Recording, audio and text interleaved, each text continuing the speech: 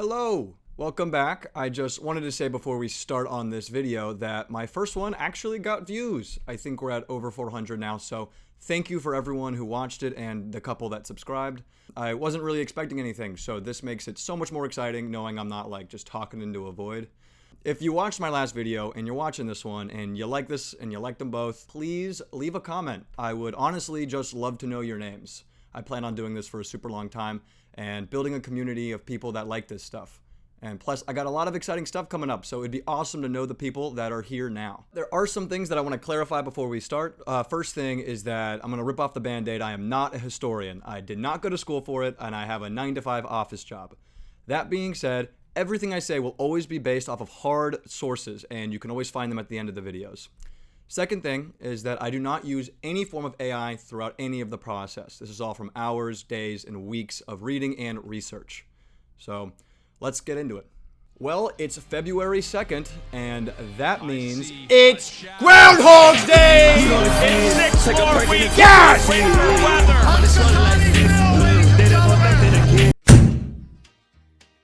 A classic American institution and one of our most underrated holidays, in my opinion. It's got carols, like the timeless Where the Groundhog Grows classic, and its own version of the North Pole, and it celebrates a real yearly event.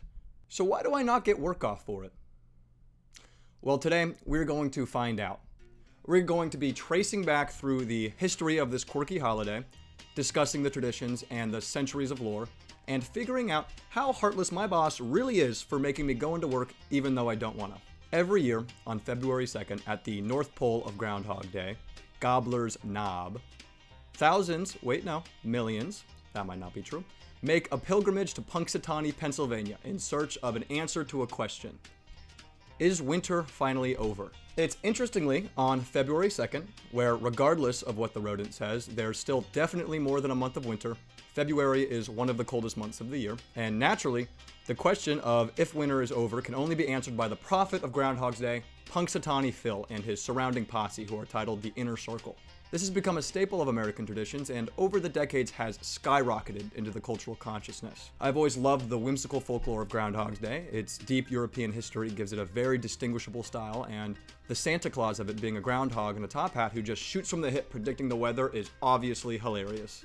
Today's American version, primarily given to us from the Pennsylvania Dutch, starts at dawn, with the Groundhog's Inner Circle setting up and hosting the event. The Inner Circle, which you can find on the Punxsutawney Groundhog Club website, orchestrates the yearly event. The elite squad of renegades, including the president and Phil's handler, who presents the animal to the assembled multitudes each year. In addition, there are also the Cloud Builder, Frog Spinner, Storm Chaser, Big Flake Maker, Dew Dropper, Iceman, Stump Warden, Head Hellmaker, and Burrow Master. They are always dressed up in period clothing, and the festival itself starts at dawn, when they show off the groundhog to the world in front of a roaring audience of thousands of tourists. They then proceed to translate from Groundhog-ese the message from Phil detailing whether or not the winter is over. He is almost never right. The modern version of this, with groundhogs as the leading figure to commemorate the first days of spring, first comes up around 125 years ago. But there is a lot more to the story before that. To understand Groundhog Day, we first have to trace it back to its origins, which, luckily for me who has to make this video, Groundhog Day actually has a surprisingly rich history, which includes ancient traditions, American industrialists, and cutthroat backstabbing. Humans, since the dawn of farming, have used superstitions to give good or bad omens to the year's harvest. And the European tribes where Groundhog Day found its roots are no exception. Groundhog Day is halfway between the winter solstice, the shortest day of the year, and the spring equinox. This is in ancient Europe where we didn't really have a full grasp of the seasons yet, when they were going to begin or end. So, all across the British Isles, they had 4 festivals to help. The Celtic names for the 4 festivals were Samhain, Imbolc, Beltane, and Lammas. Called transitional days, each one was a day of celebration looking forward into the oncoming season. Imbolc was the pagan holiday for February 1st, or the end of winter celebration. Like I said, this is early on in European history and predates Christianity, so at the origin, there were no consistent religious roots to the festival. For the ancient Europeans, these days were so crucial and so embedded in their cultural sense of time that when the Western European peoples were Christianized, the new church, unable to root them out, baptized them into Christian holidays. February 1st extended into the 2nd and became Candlemas, and then eventually Groundhog Day. We don't know much about the specifics of how the ancient Celts celebrated Imbolc, sadly. Farmers expect good weather for planting on Imbolc, and fishermen traditionally overhaul their boats on this day. In traditional practice, there is divination to foretell the weather and family fortunes in the coming year. This is cool and all, but where's the fucking groundhog? I know, he's coming, I promise. The other root of this holiday also comes from Europe, specifically the Germanic tribe areas where Celt traditions used to inhabit. In this version of Candlemas, they used a prophet as their main determinant for the coming spring season, the badger. If the badger encountered sunshine on Candlemas and therefore saw a shadow, he crawled back into his den to stay for 4 more weeks, which would be a continuation of the winter weather. Candlemas in these Germanic tribes, once adopted by the Catholics, became a holiday that was a tribute to the Virgin Mary, which the dominant Protestant Reformed Church refused to acknowledge, so for years it was celebrated without any real recognition from the Church, unlike Christmas and Easter. The Celtic influence on the European calendar acted as the first structure for the seasons, hence making way for the version of Candlemas which evolved on its own outside of Imbolc. May 1st became May Day, a day celebrating Mary, which became secularized to just a spring festival by the Protestants. August 1st, which was Loafmas, became All Saints' Day. This one was not universally adopted, and many people decided to just keep their traditions, which, funny enough, was the root of Halloween, but we'll save that for another video. And of course, February 2nd became the Christian version of Candlemas. This tradition evolved over the centuries, but when Germanic people came over to plant their roots in the New World, they were able to bring their tradition along with them.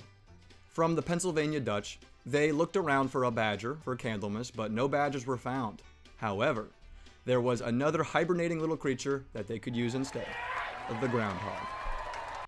The first mention of Groundhog's Day was in 1886, when February 2nd was first mentioned as Groundhog Day in a local Pennsylvania newspaper. This was immediately followed by the first Groundhog Day picnic in 1887, where they, and I am so sorry to tell you this, feasted on the groundhog. From here, the tradition snowballed into a bigger and bigger of a celebration. Here enters Clymer Freeze, or unfortunately for him, forever known as the father of Groundhog Day. He was the editor of the Punxsutawney Spirit, the newspaper that branded Punxsutawney as the Groundhog Town. He also, in 1887, formed the Punxsutawney Groundhog Club, which centralized the holiday. Every early printing of Groundhog Day went through him as the editor. Through the late 19th century, he made sure to talk about the festival like it was the biggest thing ever. By fully embracing the groundhog, Clymer was able to market the holiday using this quirk as the selling factor.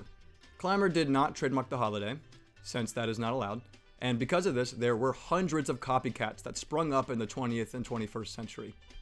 Almost every state had its own version of the holiday. Most opted to go with the consistency by choosing a G-hog.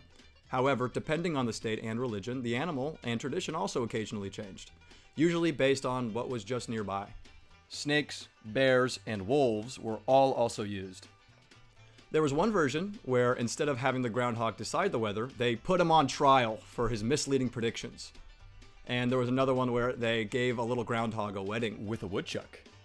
It wasn't all in good fun though, when Punxsutawney started blowing up as the hotspot for Groundhog Day, with metropolises like Pittsburgh starting to point their eyes and send their tourists. The neighboring town of Quarryville, Pennsylvania wanted in. Quarryville was cutthroat. Helmed by their own version of Clymer Freeze, they often predicted opposite of Phil to try and diminish his credibility. Their groundhog, by the name of Octorero Orphy, is their Phil copycat. What sets him apart, however, is the fact that Orphy is not a living animal and is instead taxidermy. They had serious beef for decades, only recently settling it, and now they mostly agree on their prognation for the year. The slumbering Groundhog Lodge, the lodge responsible for Orphy and their version of the Punxsutawney Groundhog Club, is restricted to men only, as if they had a choice. After doing this deep dive, it became clear that a huge reason Americans latched onto the holiday so much was because of the media. Almost immediately after Pennsylvania coordinated their efforts to Punxsutawney and decided on the groundhog as their official mascot in the late 19th century, it almost immediately caught the attention of the media. To keep it simple, they loved the groundhog and they loved the whimsy. The aforementioned grandfather of Groundhog Day was, as I said, the editor of the Punxsutawney Spirit, so he had a real understanding of the media and how to market something to journalists. He embraced the quirky whimsy of the holiday and let the humor of the occasion, far from its religious roots, take front stage so that the holiday could take off. With almost zero connection now to its religion, it has completely shifted to its new identity at the hands of Clymer and his media push, who was able to evolve the holiday into something that modern Americans would love. He remained a newspaper darling deep into the 20th century after Clymer died. Then, at the peak of radio in the 1930s, he got his first spotlight on Arthur Godfrey's show, who often spotlit the event to millions of Americans outside of Pennsylvania. Then, after that, in the 1950s, it continued. When TV started, major networks like NBC and CBS were fighting over the rights to exclusively cover the day. Keep in mind, Phil's accuracy rating is about 30%, so this is all because of his electric personality. And there you have it, the origin of Groundhog Day. I think its goofy branding is probably why I have to go to work today. I love exploring forgotten holidays, so maybe I'll try and do a deep dive on another pagan holiday at some point, I don't know. So now, when you at home are doing your yearly Groundhog Day rewatch, which you definitely do, you will know the rich history that backs up the holiday. And maybe next year, I will get it off. Thank you for watching. I got a big one coming up, so this hopefully will hold you over for a little bit. We will be doing the War of Jenkins' Ear, so I'm reading the Robert Gotti book if you want to jump in. So there's something to look forward to. That'll be another long one, so it'll probably be out in March. Whoops.